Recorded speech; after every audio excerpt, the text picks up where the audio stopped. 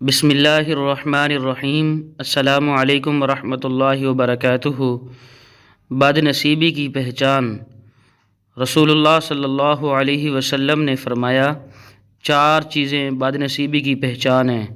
انشاءاللہ ویڈیو میں آپ ملاحظہ فرمائیں گے۔ مزید اسلامی ویڈیو حاصل کرنے کے لیے ہمارے چینل اسلامی ذخائر اینڈ وظائف کو سبسکرائب کریں، دیگر دوستوں تک شیئر کریں تاکہ جو حضرات اس ویڈیو کے اوپر عمل کریں گے جس طریقے سے ان کو ثواب ملے گا تو آپ حضرات کو بھی ثواب ملے گا۔ بد نصیبی کی پہچان۔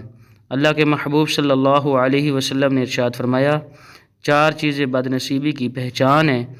نمبر 1، آنکھوں کا خشک ہو جانا کہ اللہ کے خوف سے کسی وقت بھی آنسو نہ ٹپکے۔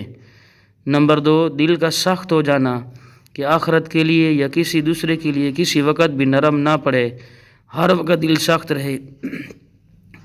نمبر 3، امیدوں کا لمبا ہو جانا، دنیا کے بارے میں انسان لمبی لمبی امیدیں لگا کے بیٹھے اور آخرت کے بارے میں انسان کا دھیان ختم ہو جائے۔